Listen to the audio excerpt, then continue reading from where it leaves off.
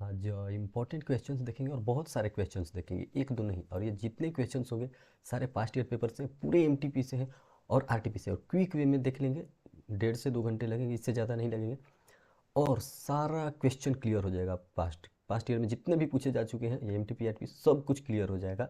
तो जब आप दिसंबर अटेम्प्ट में जब आप पेपर अटेम्प्ट करेंगे तो आपको ऐसा क्वेश्चन नहीं दिखने को मिलेगा, जो आपको ऐसा नहीं लगेगा कि हाँ, ये आप ऐसे क्वेश्चन देखकर नहीं आए हैं। तो देखिए, पहला क्वेश्चन था कि राहुल जो है वो सुपरमार्केट में जाता है, वहाँ पे वो देखता है कि 15,000 की जो चीज़ है वो डिस्काउंट पे मिल रही है 3,000 का। और जब वो कैशियर के पास जाता है कि मुझे वो 12,000 में दे दीजिए, तो वो बोलता है कि नहीं, ये तो डिस्काउंट कल के लिए ही था। ये बोलता है कि नहीं नहीं, मुझे जो है वो इतने में ही चाहिए, कम में ही चाहिए। वो बोलता है कि नहीं देखिए सर, ये 3,000 डिस्काउंट कल का है, ये 18,000 का आज मिलेगा। वो बोलता है कि नहीं, मुझे जो है वो 15,000 में ही चाहिए। तो एज पर द लॉ क्या होगा कि वो 15,000 में नहीं खरीद पाएगा, उसे 18,000 पे करना पड़ेगा। क्यों? क्योंकि रूल क्या कहता है कि जब आप जाते हैं कहीं पे भी, किसी भी कॉन्ट्रैक्ट को लेकर, तो वहाँ पे ऑफर जो होता है उस चीज़ को आपको एक्सेप्ट करना पड़ता है। ठीक है, किसी भी कॉन्ट्रैक्ट या एग्रीमेंट में सबसे पहले ऑफर को आपको एक्सेप्ट करना है।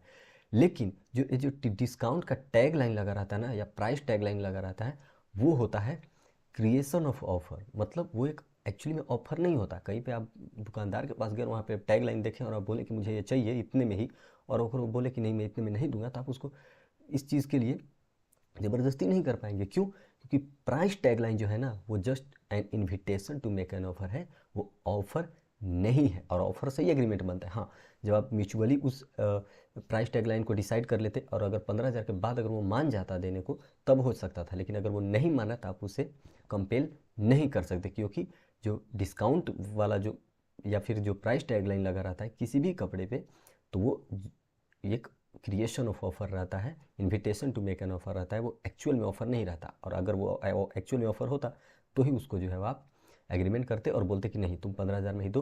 तो कोर्ट भी कहता कि हाँ 15,000 में ही तुम दो। लेकिन यहाँ पे ये प्राइस टैग लाइन है, तो वो डिनाई कर सकता है एज ए सेलर।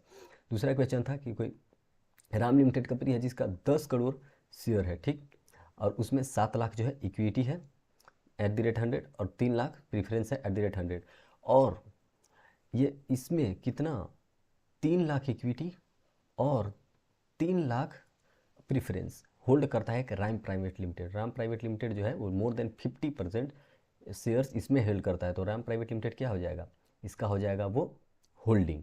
राम प्राइवेट लिमिटेड क्या हो जाएगा, राम प्राइवेट लिमिटेड हो जाएगा सब्सिडरी किसका, लखन प्राइवेट लिमिटेड। क्योंकि लखन प्राइवेट लिमिटेड जो है वो मोर देन 50% शेयर इसमें होल्ड कर रहा है। क्वेश्चन पूछ रहा था कि क्या वो सब्सिडरी है, तो बिल्कुल है। क्यों? क्योंकि मोर देन 50% अगर सामने वाली कंपनी आपकी हेल्ड कर रही है शेयर्स, तो वो हो जाती है होल्डिंग और आप हो जाते हैं सब्सिडरी। अगला क्वेश्चन जो पूछ रहा है वो है सेवी अटेम्प्टर से, कि एक्सेप्शन बताइए सेवी अटेम्प्टर का। तो देखिए, सेवी अटेम्प्टर का एक्सेप्शन ये है कि जब जब आप किसी सामान को खरीदने गए हैं, ठीक, तो अगर सामान खरीदते टाइम आप अगर क्वेश्चन नहीं पूछे सेलर से और सामान ले आए, तो अगर कुछ गलती होती है तो आप रिस्पॉन्सिबल होंगे। ये कहता है सेवियर टेम्पटर कि let the buyer be aware. अब पूछा है एक्सेप्शन, कुछ कुछ केसेस हैं जहाँ पे आप अगर आप नहीं भी पूछे हैं तो भी अगर गड़बड़ी है सामान में, तो सेलर रिस्पॉन्सिबल होगा। कब? मान लीजिए कि गुड्स क्वालिटी का आप मांगे और उस क्वालिटी का नहीं दिया। अगर आप गुड्स का डिस्क्रिप्शन दिए थे कि ऐसा चाहिए, और अगर वो वैसा नहीं दिया, अगर एक ब्रांड नेम में गए और अगर वो ब्रांड नेम के अकॉर्डिंग आपको सामान नहीं दिया, तो कौन रिस्पॉन्सिबल होगा? सेलर। आगे देखिए, एंटीसिपेटरी ब्रीच ऑफ कॉन्ट्रैक्ट के बारे में लिखना है कि ये एक्चुअल ब्रीच से पहले हो जाता है, बिफोर परफॉर्मेंस। तो बिल्कुल हो जाता है। एक्चुअल परफॉर्मेंस के बाद अगर होता तो दोनों म्यूचुअली डिस्ट्रॉय कर सकते हैं। लेकिन ये उससे पहले होता है। मतलब अगर परफॉर्मेंस 10 तारीख को करना है, तो 8-9 तारीख को अगर आपको लग रहा है कि सामने वाला परफॉर्म नहीं करेगा, तो इसे क्या कहते हैं? Anticipatory breach of contract. तो बोल रहे कि इसका इफेक्ट क्या होगा, अगर सामने वाली पार्टी जो है, जिसको लग रहा है कि ये ब्रीच हो सकती है कॉन्ट्रैक्ट, एंटीसिपेटरी मतलब अभी ब्रीच नहीं हुए होने वाली है, तो वो सामने सामने वाली पार्टी क्या कर सकती है? रिपुडिएट कर सकती है, या उसको कंटिन्यू कर सकती है, म्यूचुअली डिसाइड कर सकती है कि हाँ क्या करना है। तो ये सारे, या फिर अगर ऐसा चलता रहा और आगे अगर वो डैमेज होने वाला है, तो वो जो क्लेम कर सकती है अपना डैमेजेस भी। एलएलपी जो है वो दो दो फंक्शन दिखाता है, किसका? एलएलपी का भी और फर्म का भी। तो यही चीज़ें लिखनी है कि कैसे ये जो है वो दोनों का फीचर दिखाता है। जैसे एक में प्रॉफिट शेयरिंग है, प्रॉफिट शेयरिंग भी यहाँ पे होता है जो कि फर्म का फीचर है, और यहाँ पे म्यूचुअल एजेंसी नहीं होता जो कि कंपनी का फीचर है। डिफरेंस बताइए पार्टनरशिप और कंपनी में, ऐसा क्वेश्चन भी पूछ सकता है। अब देखिए, एक है कि रोहन जो है एक ग्रोसरी चलाते हैं, उनके पास गुडविल भी है, और वो गुडविल अपना बेच देते हैं किसी को, सामने वाले को, और बेचने के बाद कहते हैं कि देखो तुमको बेच तो दिया मैं गुडविल, लेकिन तुम 10 साल तक मेरे ब्रांड नेम का बिजनेस नहीं करोगे। तो देखिए agreement in restraint of trade क्या कहता है कि अगर आपने गुडविल सेल किया है तो आप रेस्ट्रिक्ट कर सकते हैं सामने वाले को बिजनेस करने से, लेकिन वो रीजनेबल रेस्ट्रिक्शन होनी चाहिए। आप बोल रहे हैं कि 10 साल तक बिजनेस ही मत करना है ऐसा, तो ये क्या हो गया, अनरीजनेबल हो गया और वो बिजनेस कर पाएगा। ठीक है, उसके पास राइट्स है कि मतलब rights of the restriction regarding impose on the Rohan. तो अगर रोहन पे ऐसा रिस्ट्रिक्शन लगाया कि 10 साल तक तुम बिजनेस नहीं करोगे तो ये गलत है। ठीक है, 10 साल तक के लिए नहीं, आप उसको जो है वो कुछ समय के लिए उसको रोक सकते थे, ये सही रहता, लेकिन अगर आप ज़्यादा टाइम के लिए रोक रहे हैं तो ये गलत है। अब देखिए नॉन ऑनर भी जो टाइटल दे सकता है, कैसे, इस चीज़ को एक्सप्लेन करना था। 6 केसेस आप लिख सकते हैं कि कोरियर के थ्रू हम दे सकते हैं, वो नॉन ऑनर होता है और रियल टाइटल देता है। ज्वाइंट और ज्वाइंट अगर प्रोमिसर से वहाँ पे कोई एक जो है वो आपको रियल टाइटल दे सकता है। तो ये सारे केसेस हैं, और भी था वहाँ पे, एजेंट को अपॉइंट आप कर सकते हैं, लीगल रिप्रेजेंटेटिव को आप अपॉइंट कर सकते हैं, वो सारे रियल टाइटल दे सकते हैं आपको। अगला क्वेश्चन कि सोहन, रोहन एंड जय 3 पार्टनर्स हैं, फर्नीचर में काम करते हैं, और वो एबी कंपनी के साथ डील कर रहे हैं फर्नीचर के सप्लाई के लिए। 30 जून को क्या हुआ कि एक पार्टनर मर गया, ठीक है, और फर्म जो है फर्नीचर को अप्लाई की थी 25 मई को, ठीक, जब वो जिंदा था। तो पूछ रहा है कि now Sohan and Rohan continue the business, Sohan Rohan उसके मरने के बाद भी बिजनेस कंटिन्यू करके रखे हैं। The firm did not give, और नोटिस नहीं दिया कि सामने वाला पार्टी मर चुकी है। और क्या होता है, और the persons dealing with A B and company deliver the furniture, deliver कर दिया सामने वाली कंपनी 25 जुलाई को।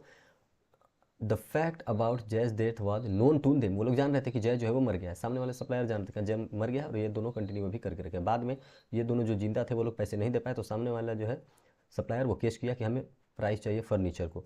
तो अब बताइए कि क्या जय का प्राइवेट इस्टेट भी लायबल होगा। तो देखिए एक तो कि अगर कोई मर जाता है कोई पार्टनर, तो वो अपने लाइबिलिटी से खत्म हो चुका है, उसके बाद की जितनी भी लाइबिलिटी अराइज होगी उसके लिए बाकी जो रिमेनिंग पार्टनर है वो लायबल होते हैं।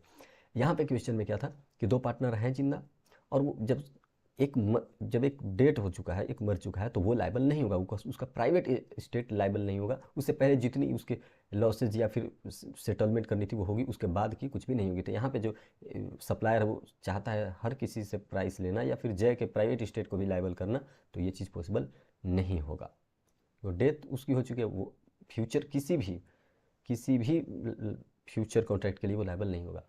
पी जो है एक शॉप चलाते थे वॉशिंग मशीन का, क्यों वहाँ पे आया, और क्यों क्या बोला कि मुझे वॉशिंग मशीन चाहिए सूटेबल फॉर वुलन क्लॉथ के लिए, जो सूटेबल होगा वही मुझे वॉशिंग क्लॉथ चाहिए। पी दिखाया उनको कि देखिए ये मशीन है, क्यों कहा कि हाँ ये अच्छा है, ये लीजिए पैसे। मशीन जब उसको डिलीवर किया गया क्यों के हाउस पे, तो उसे पता चला ये गलत मशीन है और ये फिट नहीं है वुलन क्लॉथ के लिए। तो वो बोला पी को कि भाई अपना सामान ले जाओ, लेकिन वो बोला कि नहीं मैं ये नहीं लूँगा वापस। क्यों? क्योंकि कॉन्ट्रैक्ट कंप्लीट हो गया, डिलीवरी मिल गया है, पेमेंट ऑफ प्राइस हो चुकी है, तो अब ये कॉन्ट्रैक्ट कंप्लीट हो चुका है, खत्म बात। तो बोल रहा है कि mister P is right in refusing to exchange, क्या पी सही है? तो देखिए हम लोग एक कॉन्सेप्ट पढ़े थे सेवी टेम्पटर, उसमें बोला था कि let the buyer be aware, मतलब कि कुछ भी गलती के लिए बायर जो है वो रिस्पॉन्सिबल, लेकिन कुछ कुछ केसेस थी जहाँ पे सेलर रिस्पॉन्सिबल होगा। कैसे? जो अगर स्पेसिफिक डिस्क्रिप्शन दे दिया है मर्चेंट मतलब डिस्क्रिप्शन दे दिया, सैंपल दे दिया, उसके अकॉर्डिंग ही आपको सामान सप्लाई करनी चाहिए। लेकिन जो दिया था कि मुझे वॉशिंग क्लॉथ के लिए सूटेबल चाहिए, वो सेलर नहीं सप्लाई किया है, वो रॉन्ग सप्लाई कर दिया, इसलिए सेलर रिस्पॉन्सिबल होगा। अब देखिए मेमोरेंडम ऑफ एसोसिएशन एक चार्टर है, कैसे है तो इसको बता दीजिए कि ऑब्जेक्टिव को डील करता है, इसमें बहुत सारे केसेस हैं, क्लॉजेज हैं, एसोसिएशन है, सब कुछ डिस्कस किया जाता है, कैपिटल डिस्कस किया जाता है, इसलिए चार्टर है, ये पब्लिक डॉक्यूमेंट होता है। वही कंटेंट्स बताना था उसका, बता दिया मैं। अब बोल रहा है coercion, what are the effects of the coercion. अब देखिए कोर्सियन के बारे में एक्सप्लेन करना था। कोर्सियन होता क्या है?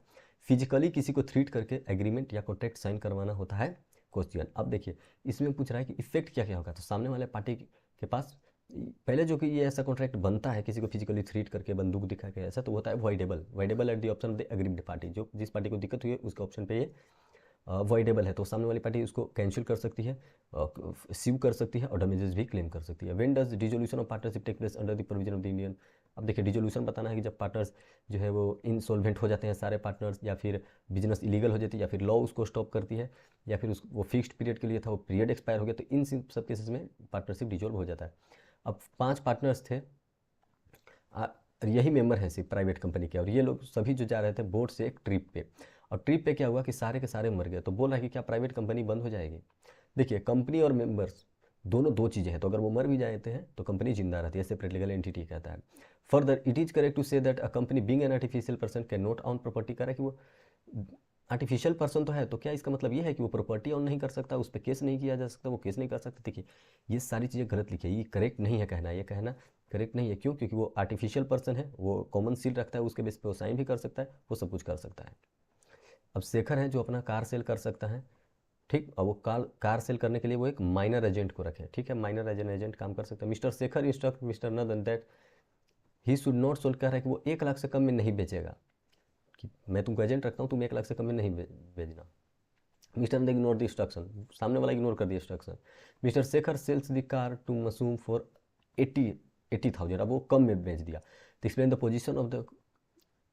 Explain the legal position under the Indian contract 1872 कि क्या Mr Shekhar can recover the 20,000 from Mr Nadan. Mr Shekhar can recover his car from Mr Masood. देखिए अब सामने वाले एजेंट को हम दिए सेल करने के लिए, तो हमें पढ़े हैं एक कॉन्सेप्ट कि अगर आप एजेंट को रखे हैं तो वो भी रियल टाइटल ट्रांसफर कर सकता है, तो मसूम से उसे कार रिकवर नहीं होगा, सामने वाले से वो पैसे रिकवर कर सकता है, लेकिन माइनर है। जगन्नाथ ऑयल्स लिमिटेड जो अगर क्या है, Jagannath oils limited public company है जिसके पास 220 मेंबर्स हैं, 25 मेंबर्स एम्प्लॉय हैं जो कि उसी में काम करते हैं। किस तारीख से? 1 अप्रैल से लेकर 28 जून तक। यहाँ पे मान लीजिए ये 201 और 200 है, मान लीजिए 2001 से 2000 से 2001 तक देवेर उनको शेयर्स अलॉटेड किया गया था। देखिए मैं पूरा समझा देता हूँ कि मेंबर्स भी थे और वो एम्प्लॉय भी थे, दो टाइम पे, एक ही टाइम पे। तो जब तक वो एम्प्लॉय थे तब तक वो मेंबर में काउंट नहीं होंगे, तो पहले ही वो एम्प्लॉय थे, बाद में जो है वो मेंबर बने हैं। देख रहे हैं 1 दिसंबर को उनको अलॉट किया गया था, ठीक। तो क्या उनको अभी भी मेंबर कहा जाएगा? तो बिल्कुल उनको मेंबर कहा जाएगा। और वो इसमें मेंबर जो है 220 वो काउंट हो जाएंगे इसमें लगभग, मतलब ये सारे 25 इसमें काउंट होंगे, तो ये 220 टोटल हो गया। अब 220 जो है वो एक्चुअली में मेंबर्स हैं, और इसलिए यहाँ पे रिड्यूस करने की ज़रूरत होगी। बोल रहा है कि क्या होता है अगर 25 members were the employ in the Jagannath limited during April to कितना है, मतलब अप्रैल से लेकर पिछले साल से लेकर इस साल तक अगर वो रहते तो क्या होता? तो देखिए सिंपल से यहाँ पे यही कॉन्सेप्ट है कि अगर वो करेंट ईयर में मेंबर हैं अभी, तो वो मेंबर ही काउंट होंगे, और यहाँ पे मेंबर्स को रिड्यूस करना पड़ेगा उसको प्राइवेट कंपनी में कन्वर्ट करने के लिए। लेकिन अगर वो एम्प्लॉय हैं, अभी लिख देखिए 1 दिसंबर को हम देख रहे हैं कि वो एम्प्लॉय हैं, अभी भी अलॉटमेंट उनको किया गया है, तो वो क्या हो जाते हैं, वो एम्प्लॉय को हटा देते हैं, हम 25 घटा देते और कितना मेंबर्स हो जाते हैं 195, और प्राइवेट कंपनी में तो ये आ जाता, तो फर्दर कुछ रिडक्शन करने की जरूरत नहीं पड़ती। अब ये देखिए बोल रहा है कि none can give transfer the goods that what he does not himself own. कर कि जिसके पास जो चीज़ नहीं है उसका वो रियल टाइटल नहीं दे सकता। इसका हमें एक्सेप्शन देख लीजिए जिसमें LR मतलब लीगल रिप्रेजेंटेटिव एजेंट ये सब जो है वो आराम से पास कर देते हैं। All agreements are all contracts are agreement but all agreements are not contract. कुछ कुछ ऐसे ऐसे एग्रीमेंट हैं जो कि जो है हायर लेवल पे होते हैं, उनका ब्रॉड कॉन्सेप्ट होता है, लेकिन सारे एग्रीमेंट जो है कॉन्ट्रैक्ट नहीं होते। अब इस पर कमेंट करके आप ये लिख सकते हैं कि इन्फोर्सिबल बाई लॉ जब हो जाता है एग्रीमेंट तभी ये कॉन्ट्रैक्ट हो सकता है, लेकिन ये कॉन्ट्रैक्ट हमेशा एग्रीमेंट होता है क्योंकि इसमें ऑफर एंड एक्सेप्टेंस मिला रहता है। शंभू दयाल एक सेल्फ सर्विस बिजनेस स्टार्ट किए हैं, और क्या हुआ after mister Prakash enter the shop, एक शॉप में आए, वो कैशियर के पास गए पेमेंट करने के लिए। कैशियर कहा कि नहीं मैं इतने प्राइस पे नहीं दूंगा। कैन समुदयाल कंपेल्ड टू, हाँ ऊपर वाला ही किस चीज़ में हम देखे थे कि कॉन्ट्रैक्ट करने आया सामने वाला, और प्राइस टैगलाइन देखकर चाहता है कि वो आपसे जो है वो सेलर से एक कॉन्ट्रैक्ट कर ले सामान का, तो वो ऐसा नहीं कर सकता। प्राइस टैगलाइन जितना है उतना एज पर सेलर वो चेंज भी हो सकता है। तो वो मेयरली क्या होता है, वो होता है creation of offer, just an invitation of an offer. तो प्राइस टैगलाइन लेकर को देखकर आप ये नहीं कह सकते जाकर मॉल में कि हाँ मुझको ये जो है वो मुझे ये चाहिए क्योंकि इस पर इतना प्राइस टैगलाइन लिखा हुआ है तो मुझे इतना में दो। वो बोलेगा कि नहीं ये तो कल के लिए था या परसों के लिए था, जो भी रीजन हो, वो बोलेगा कि ये क्रिएशन ऑफ ऑफर है, ये ऑफर नहीं है, और ऑफर से ही एक्सेप्टेंस होता है, क्रिएशन ऑफ ऑफर से एक्सेप्टेंस नहीं होता। डिजिनेटेड पार्टनर्स किससे कहते हैं? वो हेड ऑफ द पार्टनर जो LLP में काम करते हैं। Whether is it mandatory to appoint designated partners होनी चाहिए किसी भी LLP में ताकि वो मेन वर्क्स को देख सकें। Mister Lucy while drafting partnership deed, उनको जो है वो मतलब सिंपल सा है कि पार्टनरशिप वो डीड बना रहे तो उनको हेल्प कीजिए कि हाँ वहाँ पे एग्रीमेंट होनी चाहिए, प्रॉफिट शेयरिंग रेशियो होनी चाहिए, और ट्रू टेस्ट के लिए आपको वहाँ पे एग्रीमेंट, प्रॉफिट शेयरिंग रेशियो और म्यूचुअल एजेंसी होनी चाहिए। अब देखिए मिस्टर मुरारी जो है वो, मिस्टर मुरारी उनके पास 3 बिल पे करने को है, ठीक। Payment of 3 bills to mister Girdhari, mister Girdhari को देना है। देखिए 12,120 जो कि 2018 में है, फिर 9550 और फिर 1980, मतलब ऐसे पेमेंट उनको करना है। 3 3 बिल और 3 3 डेट को, 18 को है, एक 2020 को है। तो बोल रहा है कि अगर पेमेंट जो है मुरारी मेड पेमेंट, अगर मुरारी साहब पेमेंट करते हैं अभी करेंटली, कैसे उसको ऑपरेट करेंगे? अगर चेक वो 1999 का देते हैं तो एक वो लिए थे 9980 का, तो 9980 वाला ही सेटल कर लेंगे, क्योंकि ये इंडिकेट कर रहा है जैसा अप्रोप्रिएशन ऑफ पेमेंट में इंडिकेशन होता है उसके अकॉर्डिंग हम सेटल कर लेते हैं। दूसरा बल्कि अगर वो 15,000 देते तो अगर वो 15,000 देते तो सबसे पहले फर्स्ट पेमेंट वाला करते, उसके बाद कुछ बच जाता तो सेकंड वाला, उसके बाद भी बचता तो थर्ड वाला, कोई दिक्कत की बात नहीं है। जब सेलर अनपेड होता है तो क्या बोल रहा है, his right of lien over the goods under sales of goods act, कह रहा है कि कब वो राइट ऑफ लीन यूज कर सकता है, जब प्रोडक्ट का एक्चुअल में उसके पास पोजेशन हो। कह रहा है कि can he exercise the right of lien even if the property in goods has pass to the buyer. हाँ बिल्कुल, अगर पास हो गया है गुड्स तो कोई बात नहीं। राइट ऑफ लीन मतलब प्रॉपर्टी को फिजिकली अपने पास रख, मतलब गुड्स को अपने पास रखना। When such rights is terminated, ये राइट तब टर्मिनेट होता था जब ये बायर के पास हो जाता पोजेशन, या फिर बायर का कोई एजेंट ले लेता उसको। Can he exercise right after he has obtained a degree of price of goods, बिल्कुल, क्योंकि पोजेशन होता तो वो रख सकता था। XYZ आर पार्टनर, तीन पार्टनर्स हैं, आराम से बिजनेस कर रहे हैं। बिजनेस को बढ़ाने के लिए वो प्लान किए कि पार्टनर ए को रख लेते हैं। ना वो लोग बन गए XYZ और A। The business was continue at normal place in one formal business. It was not that Mr Y misbehaved with Mr A. क्या बोला कि that Mr Y misbehaved with Mrs A, मतलब ए जो partner था उसकी बीवी से misbehave कर दिया एक partner. Now mister Y was badly drunk, Y जो है ड्रंक था और इसलिए जो है वो रूडली बात किया किससे, ए की वाइफ से और ए से भी। तो बोल रहा है कि मिसिस ए बहुत इससे इम्प्रेस हो गई कि पार्टनरशिप में मेरा पति और इसी का पार्टनर मुझे ऐसे बोल रहा है, और वो बोली कि इसको बाहर करवाओ। मिस्टर ए जो है वो गुस्से में आ गया और बोला कि हाँ हाँ इसको बाहर करो, और वो मना दिया कि इसको ए को, एक्स को, जेड को कि उससे बाहर कर दो।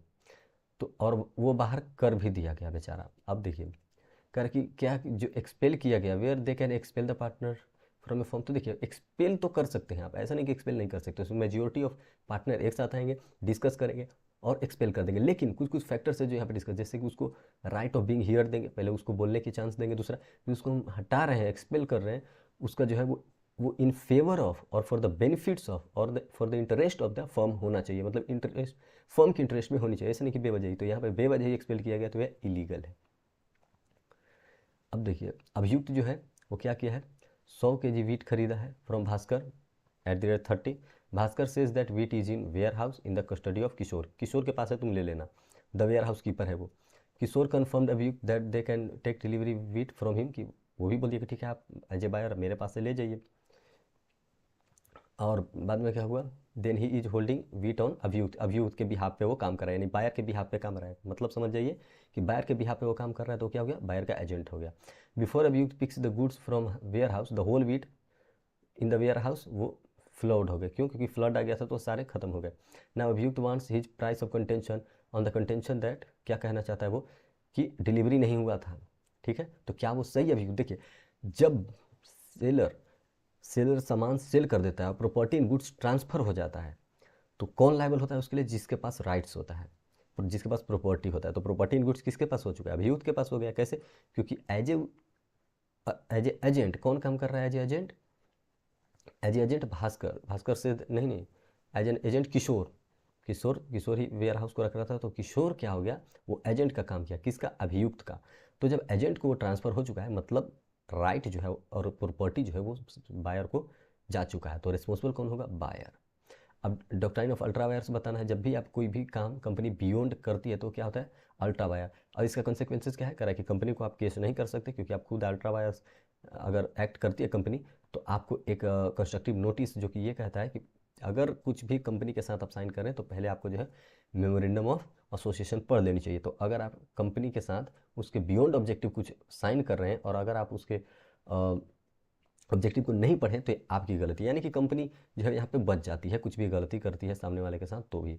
Explain the term quasi contract, quasi contract क्या है, वैसा कॉन्ट्रैक्ट जो कि एक लॉफुल कॉन्ट्रैक्ट होता है और साइन करता है। इसके करेक्टरिस्टिक क्या है, लॉफुल होता है अगर ये इसमें आपको पोजेशन ऑफ गुड्स मिल भी जाता है तो मतलब फाइंडर ऑफ गुड्स कह सकते हैं एग्जाम्पल में, तो इसको आपको रिटर्न करने की जो है ऑब्लिगेशंस होती है।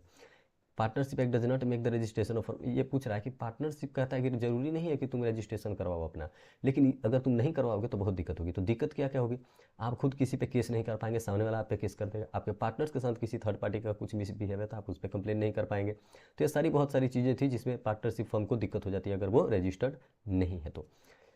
अब देखिए, Nainikar limited has allotted equity shares with voting rights to Nainikar limited worth 10 crore, 10 crore का, ठीक, अलॉट की है। Issue non convertible debenture 30 crore का है। After that total paid up capital जो है वो 100 करोड़ का हो चुका है, और जो नॉन कन्वर्टिबल है 150 करोड़ का। तो कह रहा है कि क्या पहले मीनिंग बताइए एसोसिएट कंपनी का, और बताइए कि क्या Nainikar limited should be called as associate, क्या वो एसोसिएट कहे जाते हैं। तो देखिए, एसोसिएट के लिए मोर देन 20% शेयर्स होनी चाहिए किसी भी कंपनी में सिग्निफिकेंटली, ठीक है। तो मोर देन 20% या 20% शेयर क्या इसमें हम ये चेक करेंगे। तो अगर देखिए, नॉन कन्वर्टिबल डिवेंचर्स तो इसमें काउंट नहीं होता है शेयर के लिए, पेड अप कैपिटल में ये नॉन कन्वर्टिबल डिवेंचर्स नहीं होंगे। तो कौन सा होगा, सिर्फ वही होगा जो एक्चुअली में शेयर होगा। इक्विटी शेयर कैपिटल 100 करोड़ का है, 100 करोड़ का इक्विटी है। अगर इसमें 20 करोड़ से ऊपर इसका डिवेंचर अगर हुआ तो वो हो जाएगा, नहीं है इसलिए वो उसका एसोसिएट नहीं हो पाएगा। एसोसिएट होने के लिए क्या है, आपको कम से कम 20% शेयर सामने वाले में होनी चाहिए, और 20% शेयर नहीं है तो नहीं होगा। Mister Murthy was travelling to Manali. देखिए, अब एक वाइफ के साथ कोई मनाली जा रहा था, क्या हुआ रास्ते में कि गाड़ी खराब हो गई, तो बस को बीच में ही रोकना पड़ा, और बीच में रुकने के कारण क्या हुआ कि बहुत ठंड का दिन था, जैसे अभी दिसंबर चल रहा है। तो ड्राइवर बोला कि देखिए भाई, आप लोग बाहर आइए और नियर में एक होटल है वहाँ पे चले जाइए। सभी लोग उतरे और उस होटल को जा रहे थे। तभी क्या हुआ कि मिस्टर मूर्ति की जो वाइफ थी उनको ठंडा लग गया, ठीक है। अब कोल्ड हो गया तो उनको हॉस्पिटल ले जाना पड़ा, और रात में ही उनको चलना पड़ा, बहुत दिक्कत हुआ। तो मूर्ति क्या किया कि गुस्से में जाकर केस कर दिया, किस पे, जो बस चालक की कंपनी है उस पर, कि मुझे डैमेजेस चाहिए।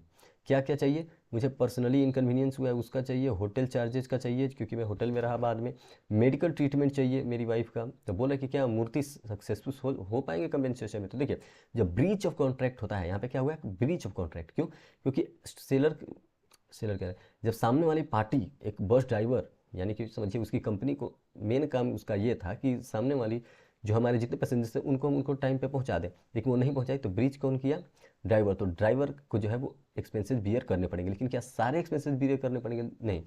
देखिए, वो क्या क्या बियर करेगा, आपका मेडिकल ट्रीटमेंट बियर कर देगा, और जो भी डायरेक्टली आपको नेचुरल अकॉरिंग एक्सपेंसेस है वही, इनडायरेक्ट एक्सपेंसेस वो बियर नहीं करेगा, ठीक है। अब होटल चार्जेस ये सब थोड़े ना आपको चार्ज करेगा। अब आगे देखिए, रोहन जो है वो ओपीसी क्रिएट करता है। मेमोरेंडम ऑफ ओपीसी क्या कहता है, उसका ही भाई है एक विनोद, उसको नॉमिनी वो बना हुआ है। मतलब रोहन जो है विनोद को नॉमिनी बनाया और आराम से ओपीसी कर रहा है। Vinod is starting his new business in abroad, बाहर बिजनेस करना चाहता है विनोद, और इसलिए वो परमानेंटली इंडिया को छोड़ रहा है। लो, तो इसके लिए बोल रहा है कि विनोद विड्रॉ कर अपना consent of nomination in the sad OPC. कह रहे कि इसलिए वो कहता है कि नहीं यार, मुझे नॉमिनी मत रखो, मैं तो जा रहा हूँ। तो क्या ये कंपलसरी है for Vinod to withdraw his nominee in the said OPC. तो देखिए, ओपीसी की नॉमिनी होने के लिए आपको जो रेजिडेंट होना पड़ेगा, और अगर आप परमानेंटली लीव कर रहे हैं तो यस, आप यहाँ से जाइए, कोई दिक्कत की बात नहीं है, मैंडेटरी है आपके लिए, विड्रॉ करना ही पड़ेगा, आप यहाँ से जाइए।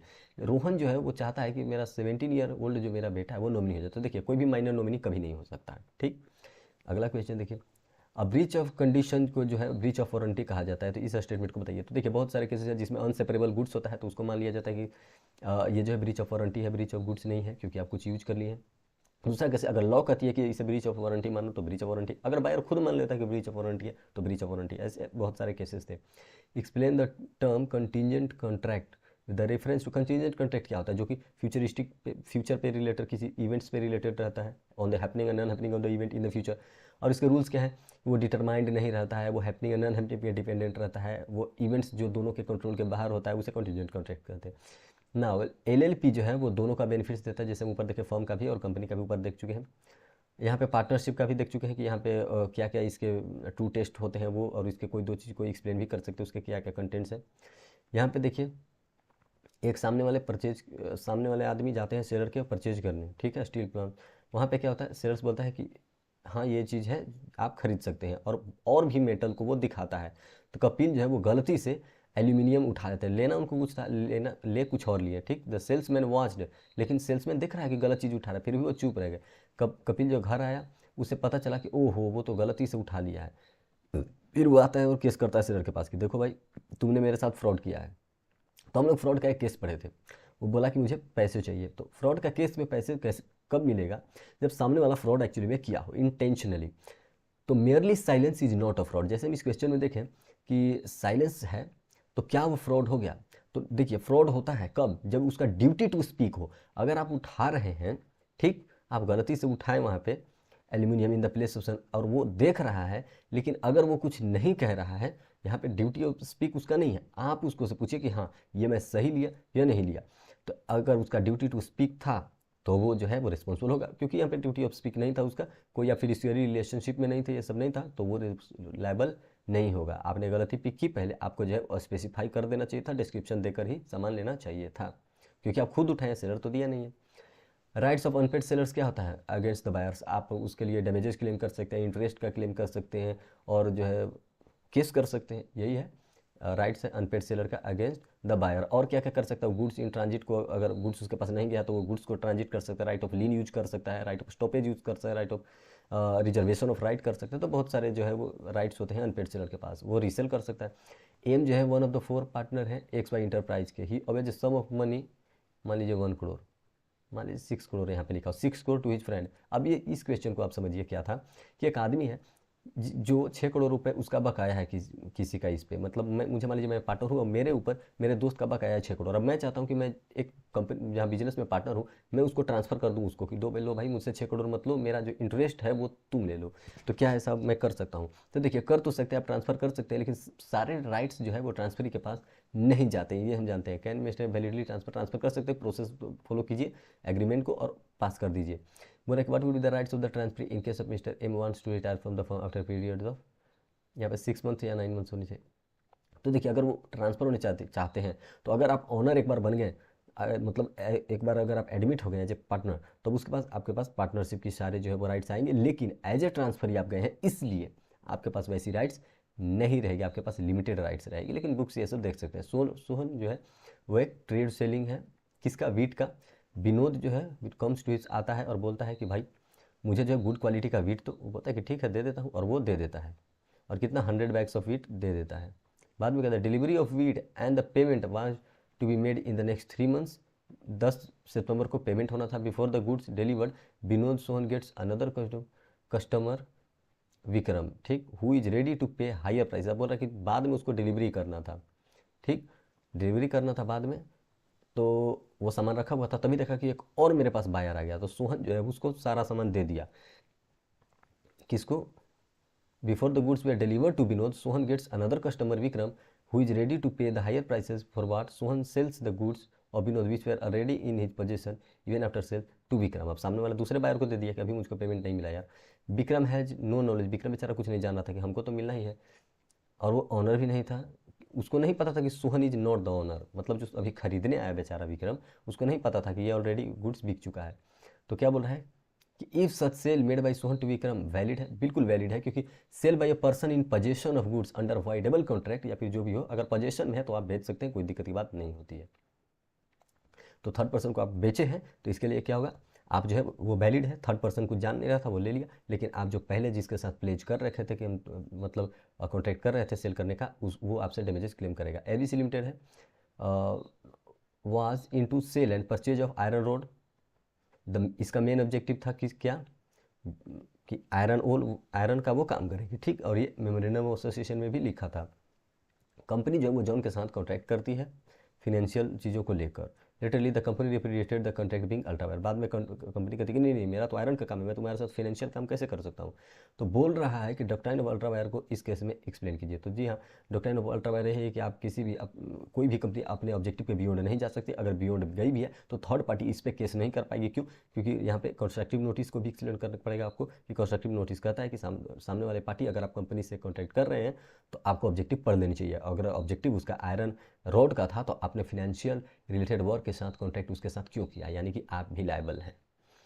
अब देखिए सुपरवेनिंग इम्पॉसिबिलिटी क्या होता है? सुपरवेनिंग इम्पॉसिबिलिटी ये होती है कि एंटीसिपेटरी ब्रीच ऑफ कॉन्ट्रैक्ट कह सकते हैं, कि एक्चुअल परफॉर्मेंस से पहले कुछ भी प्रॉब्लम के कारण हो सकता है सामने वाला, अगर दो लोगों के बीच में कॉन्ट्रैक्ट है और सामने वाला मर गया, या फिर कोई ऐसा हो गया कि आपको किसी एक रूट से उसके पास सामान पहुंचाना था, वो रूट ही खत्म हो गया, तो ये होता है सुपरवीनिंग इम्पॉसिबिलिटी, मतलब इम्पॉसिबल टू परफॉर्म, क्या परफॉर्मेंस इम्पॉसिबल हो जाता है परफॉर्म करने का। तो इफेक्ट यही होता है कि जो एक्चुअल जो कॉन्ट्रैक्ट होता है वो वॉइड हो जाता है, कोई परफॉर्म करने की जरूरत नहीं होती है, कोई किसी को लायबल नहीं कर सकता।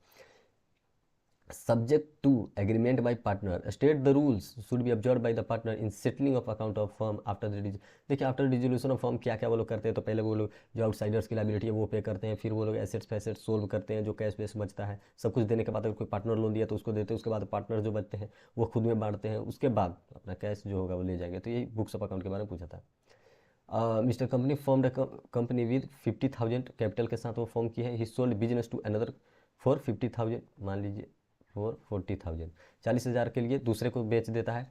और दूसरे को क्या होता है, दूसरे को बेच दिए हम बिजनेस, ठीक। अब बिजनेस बेचे तो उसमें हम शेयर खरीद लिए, कितना शेयर खरीद लिए, मतलब 30,000, 30,000 हम शेयर कर लिए, 40,000 में हम सेल किए सामने वाले को बिजनेस, और उसमें अब जो है वो 10,000 का हम लोन ले लिए, और बाकी 30,000 हम बोल दिए कि हम शेयर लेंगे 30,000 का। और लोन जो है सिक्योर्ड है, और वहीं उसमें क्या किया उसने कि अपनी वाइफ और अपनी बच्चियों को भी एक एक शेयर दिलवा दिया। और बाद में क्या हुआ कि ड्यू टू स्ट्राइक कंपनी जो है वो बंद हो गई, नया कंपनी में वो लिया था। The assets of the company could only realised, मान लीजिए यहाँ पे 10,000 था, सॉरी 10,000, यहाँ पे मान लीजिए आपकी 10,000 ही रियलाइज हुआ। द डेप्ट ड्यू टू अनसिक्योर्ड, और डेप्ट जो है वो अनसिक्योर्ड भी क्रेडिटर्स हैं जिनके पास 8,000 है। तो बोला था कि जो सारा जो 10,000 रुपये अभी बचा हुआ है वो कौन करता है, वो मिस्टर राज रिटेन कर लेता है, क्योंकि वो एक सिक्योर्ड डिवेंचर है। तो बाकी पार्टी कहती कि बाकी जो क्रेडिटर्स के लिए नहीं, तुम ऐसा नहीं कर सकते, तो तुम पार्टनर हो यहाँ पे और तुम ही पैसे रख लोगे, नहीं नहीं तुम जो है वो सारे पैसे मत रखो, तुम मुझे दे दो। तो कहता है इसमें आंसर ये होनी चाहिए कि नहीं, वो रख सकता है, क्यों, क्योंकि वो सिक्योर्ड डिवेंचर होल्डर है, और आप अनसिक्योर्ड है तो आपको बाद में पेमेंट मिलेगा अगर कंपनी बंद हो रही है तो। क्वेश्चन था, फिर से सुन लीजिए कि सामने वाला जो है वो बिजनेस अपना सेल किया, और जब सेल किया तो उसमें 40,000 का जो है वो शेयर लिया। अब 40,000 के शेयर में क्या हुआ कि 30,000 का ही शेयर इसको मिला, और 10,000 के लिए वो डिवेंचर बन गया, एक लोनर वाला बन गया, ठीक। अब जब आउटसाइडर बन गया है, वो लोन उसको मिल चुका है और सिक्योर्ड डिवेंचर है, तो जब कंपनी बंद होगी तो सबसे पहले पेमेंट इसी को मिलेगा। तो जो कंपनी बंद हुई और 10,000 रुपये बचा, तो वो 10,000 रुपये किसको मिलेगा, सबसे पहले अनसिक्योर्ड डिवेंचर यानी कि उसको ही मिलेगा, क्योंकि कंपनी में सेपरेट लीगल एंटिटी होती है। और वैसे भी ये तो उसका मेंबर नहीं है, तो डिवेंचर होल्डर है, मेंबर वो बाद में है, डिवेंचर होल्डर भी है, तो डिवेंचर होल्डर और वो भी सिक्योर्ड, तो सबसे पहले बोलेगा। इसलिए the rights of mister Raj and other creditor, rights यही है, अदर क्रेडिटर्स को बाद में मिलेगा इसके पेमेंट के बाद, और जो राज है वो सबसे पहले लेगा, सिक्योर्ड डिवेंचर है। अब देखिए, Mr Joy owns 2 flat in building, he wanted to sell number 1 to Mr Roy, और Mr Joy offer to sell his flat to Mr Roy, ठीक। But Mr Roy thought that Mr Joy want, देखिए अब एक जो है दूसरे को एक फ्लैट बेचना चाहता था, फ्लैट नंबर 1 ले लो, सामने वाला सोचा कि उसको फ्लैट नंबर 2 मिलने वाला, तो इसको एक्सप्लेन कीजिए। तो देखिए, जब मेन फैक्टर ही सर्टेन नहीं है, तो जो बेसिस होता है किसी भी कॉन्ट्रैक्ट का तो सर्टेन नहीं है, तो जब एग्रीमेंट ही सर्टेन नहीं है तो वो वॉइड माना जाएगा, बात खत्म। वही ये देखिए ऊपर क्वेश्चन हम पढ़ चुके हैं कि ऊपर जो है ऊपर क्वेश्चन हम पढ़े हैं कि यहाँ पे बताना है कि होल्डिंग है या नहीं है। तो देखिए यहाँ पे था कि 7 लाख का उसका इक्विटी है टोटल, और 3 लाख का प्रीफरेंस, यानी कि टोटल इसका कैपिटल 10 लाख का है, मान लीजिए 10 लाख इंटू 10, 10 लाख इंटू 100, 10 करोड़। तो अगर 10 करोड़ का इसका कैपिटल है और सामने से इसको जो है वो 2 कंपनी 3 लाख और प्रीफरेंस और 3 लाख शेयर ली है, यानी कि 6 लाख ले चुकी है, यानी कि 6 करोड़, तो मोर देन 50% हो गया, तो वो सब्सिडरी हो जाएगा इसका, ठीक है। मतलब हम अगर कंपनी है और मेरा 50% से ज़्यादा शेयर सामने वाला कंपनी ले रखा है, तो राम लिमिटेड जिसका मोर देन 50% सामने वाला कवर अप कर सकते, तो राम लिमिटेड क्या हो जाएगा, सब्सिडरी हो जाएगा उसका। अब सेवी अटेम्प्टर का हम पढ़ चुके हैं ऊपर, जिसमें हम देखे थे क्वालिटी ऑफ गुड्स, और क्या होता है मर्चेंटेबिलिटी डिस्क्रिप्शन, अगर ये सब कुछ दिया है सेल बायर, तो बायर रिस्पॉन्सिबल नहीं होगा अगर गुड्स में डिफेक्टिव आती है तो। और ये भी देख लिया कि all agreements are all contracts are agreement but all agreements are not contract. यहाँ पे क्वेश्चन देखिए क्या था, ये pass the wood and try to hide the defect. देखिए कि यहाँ पे एक सामने वाला जो है वो वुड्स खरीदने आया, टेबल खरीदने आया आपके पास, आप जो है वो टेबल बेचे लेकिन कुछ उसमें गलत कर दिए, मतलब आपने उसमें क्या किया कि एक लेग टूटा हुआ गोड़, टूटा हुआ पैर सामने वाले को बेच दिए वैसा, और वो बेचारा नहीं जान पाया, लेकिन बाद में उसे पता चला कि ये गलत जो है वो उसने मुझे सप्लाई कर दिया, तो क्या वो आप रिटर्न कर पाएंगे, बिल्कुल रिटर्न कर पाएंगे, क्योंकि कुछ भी अगर ऐसा रॉन्गफुली अगर आप एक्ट कर रहे हैं सामने वाले से किसी भी प्रकार का, ठीक है, फ्रॉड करने की कोशिश, आपका इंटेंशन जो है वो फ्रॉड का है, क्यों, क्योंकि आप जो है बोल दिए कि यहाँ पे कोई डिफेक्ट्स तो है नहीं, लेकिन उसमें एक पैर तो टूटा हुआ था उसका। ये आप जानबूझकर जो है डिफेक्ट्स को हाइड करने की कोशिश किए, तो आप एज ए सेलर रिस्पॉन्सिबल हो गए। डेजिग्नेटेड पार्टनर्स मेन पार्टनर्स को कहते हैं, बिजनेस हैंडल करने के लिए होते हैं। और ज्वाइंट स्टॉक कंपनी और पार्टनरशिप में डिफरेंस बताना था, आप आराम से बता सकते हैं। और एक गुडविल वाला था कि नेक्स्ट 10 ईयर के लिए बैन कर रहा था, तो ऐसा तो कर नहीं सकता। ऊपर हम लोग क्वेश्चन देखें कि बैन नहीं कर सकता। आप बैन कर सकते हैं अगर सामने वाले को गुडविल बेच रहे हैं तो कुछ लिमिटेड टाइम के लिए ही। और ये बोल रहा है कि राइट ऑफ लीन कब यूज कर सकते हैं, हम लोग देख लिए थे कि जब पोजीशन आपके पास हो। सोहन रोहन ये भी देख लिए फर्नीचर वाला।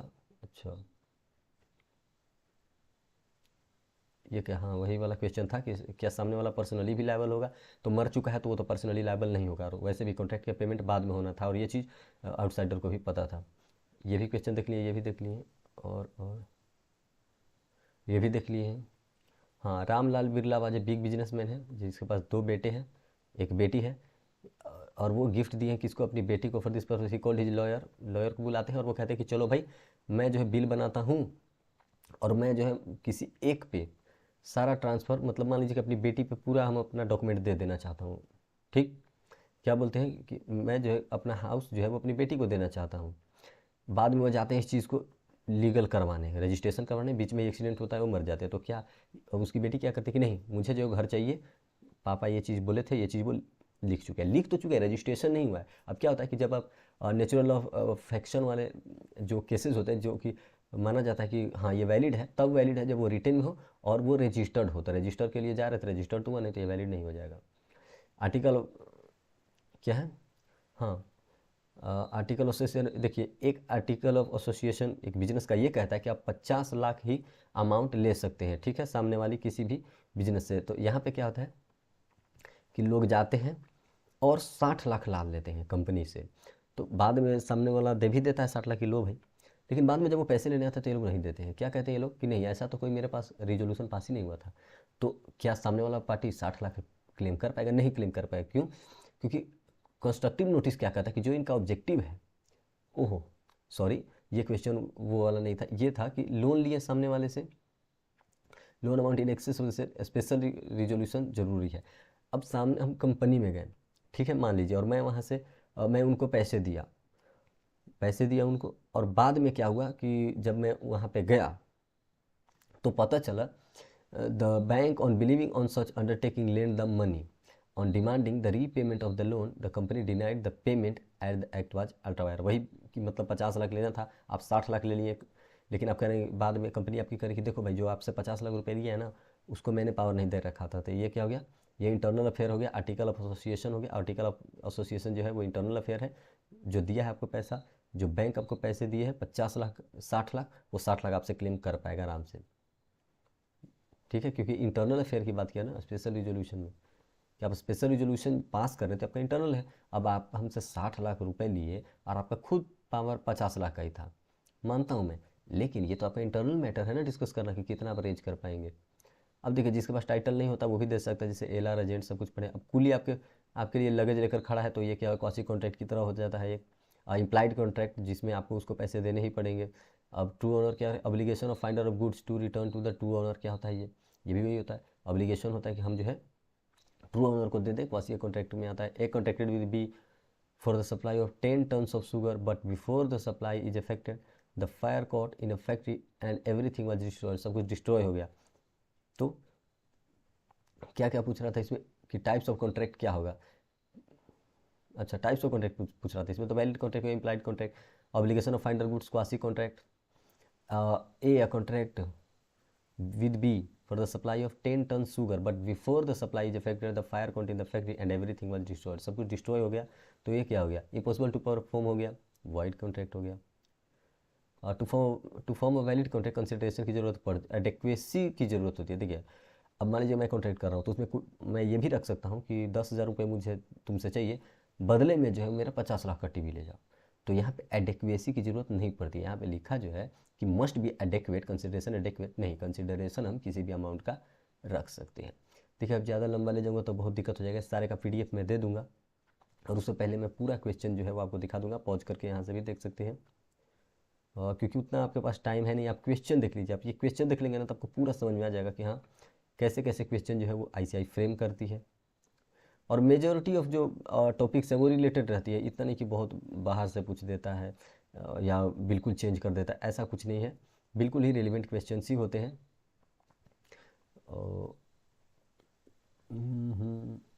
देख लीजिए यहाँ पे कैपिटल के बारे में पूछा कि कैपिटल किसे कहते हैं, उसके टाइप्स को बताइए, तो ये आसान आसान क्वेश्चन भी पूछ देता है। और कुछ कुछ ऐसा है जहाँ पे सेलर टाइम पे सप्लाई नहीं करता है तो सामने वाला केस कर सकता है, आराम से कर सकता है। फिर वही मेंबर वाला कि वो तभी जब तक वो मेंबर थे तब तक वो जो है वो क्लेम कर पाएंगे, मतलब वो एज ए मेंबर काउंट होंगे पब्लिक कंपनी में, और उस टाइम पे अगर प्राइवेट में आप कन्वर्ट होना चाहते हैं और 200 से ज़्यादा है तो नहीं कन्वर्ट कर पाएंगे।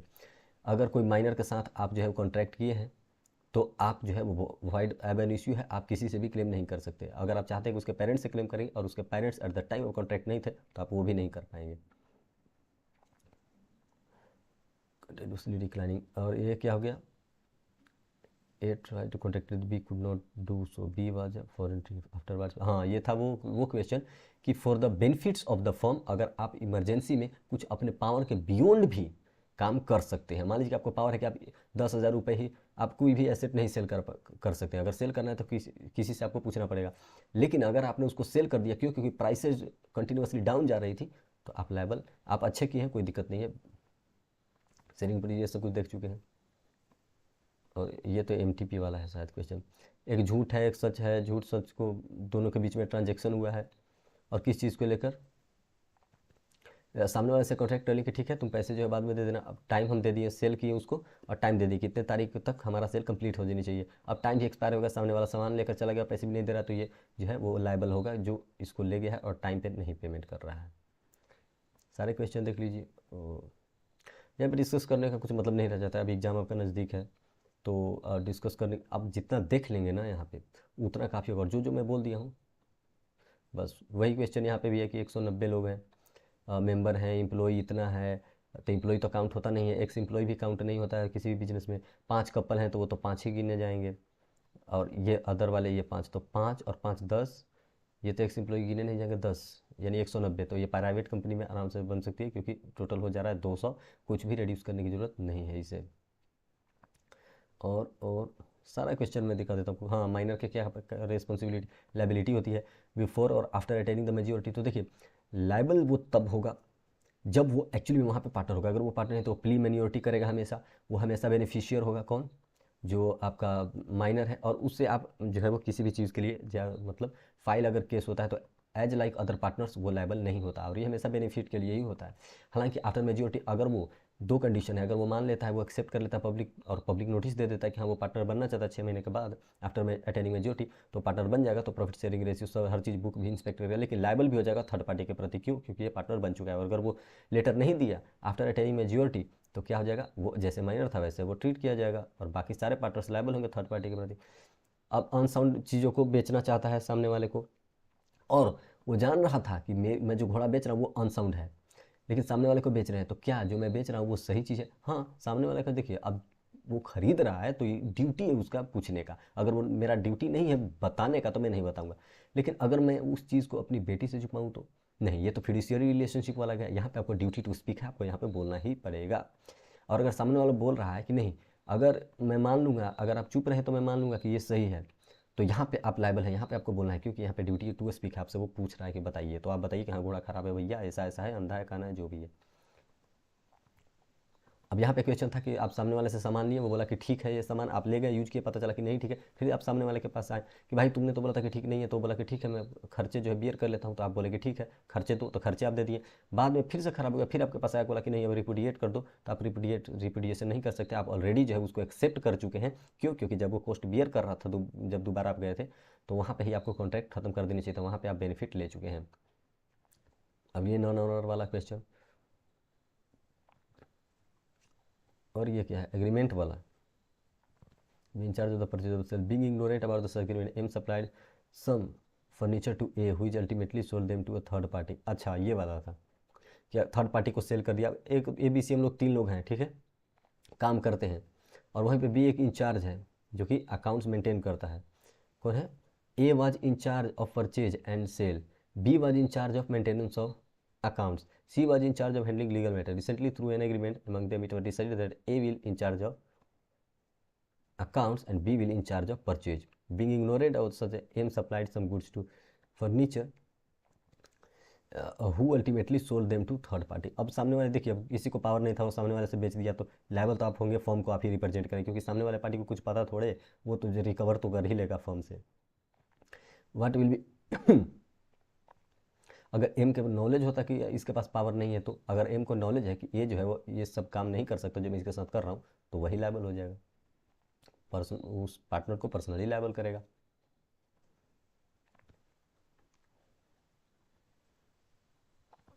अच्छा, ये वाला था एक क्वेश्चन कि एक बिजनेस है, क्या बोल रहा है कि A works with an associate from dealing with the wholesale and the retail, किसका, buying and selling of various kind of wooden logs customize as per the requirement of the customer, the deal with the rosewood, ये सब सारी चीज़ों के साथ.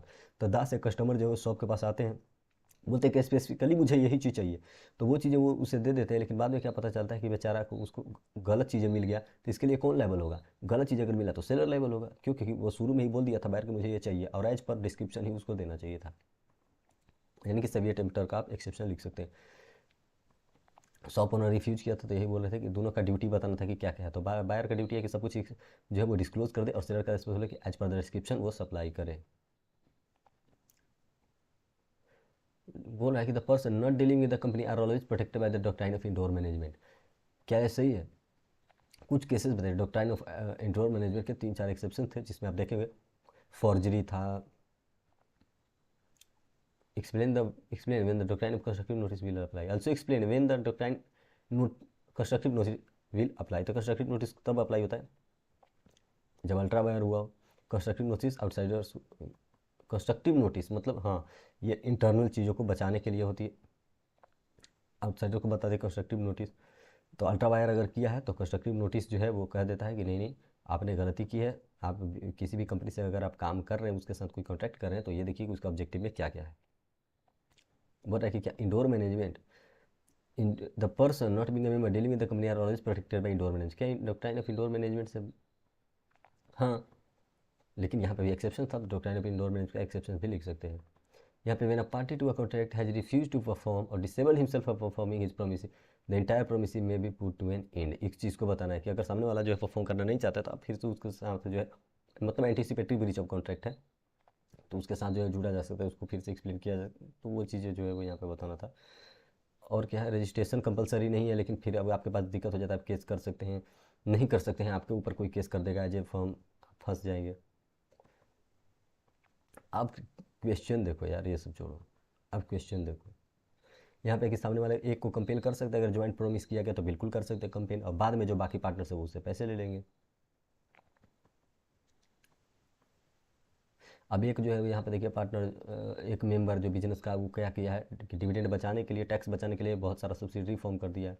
Tax बचाने के लिए सब कुछ इधर उधर काम कर रहा है इनकम बचाने के लिए, तो ये क्या हो गया, कॉर्पोरेट बिल टूट गया और सभी लायबल हो जाएंगे. सेल और एग्रीमेंट टू सेल में डिफरेंस बताना है आपको.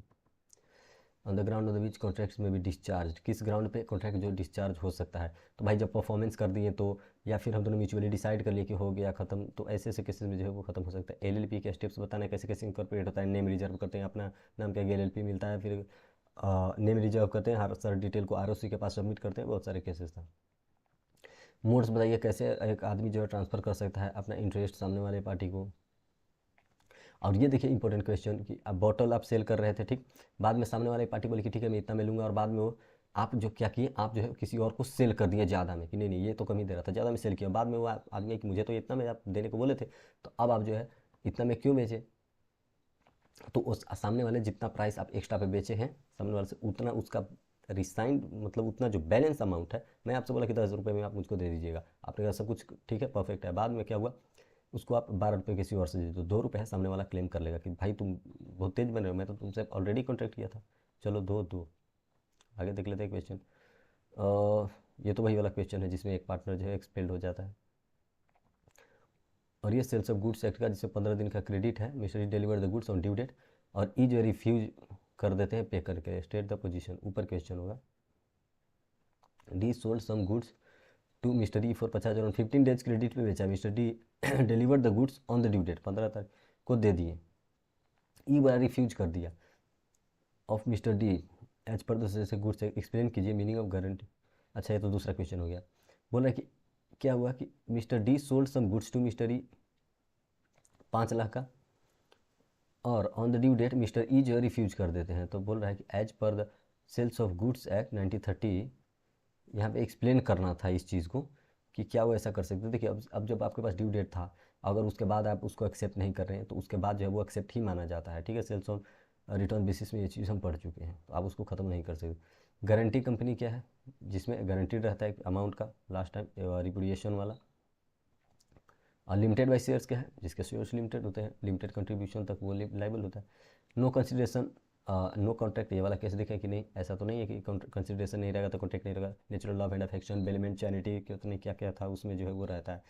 Mayor silence is not a fraud, ये चीज़ बताइए। तो हाँ, साइलेंस फ्रॉड नहीं होता। कब कब, जब ड्यूटी टू स्पीक नहीं है तो वो फ्रॉड नहीं हुआ। लेकिन कुछ कुछ ऐसे केसेस हैं जहाँ पर फ्रॉड होगा, जब ड्यूटी टू स्पीक है, सामने वाले फिडुशियरी रिलेशनशिप में है, कॉन्ट्रैक्ट ऑफ इंश्योरेंस है, शेयर्स अलॉटमेंट, ऐसे में आप शांत नहीं रह सकते। पार्टनरशिप डीड, और इसका जो है जो भी इसके कंटेंट्स है वो बताना है।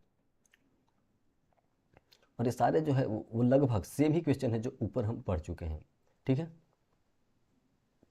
Already clear the due and is no more responsible for the is content that mister is employ whom he had made the payment। अब यहाँ पे वो क्वेश्चन देखिए कि एक जो है क्रेडिट पे खरीद कर ले गया कंपनी से, बाद में वो पे करने आया तो सामने वाला बोला एक कंपनी का इंचार्ज कि मुझे दे दो, मैं ही ले सकता हूँ। उसने साइन करके एक पेपर भी दिया तो मैं पैसे दे दिया।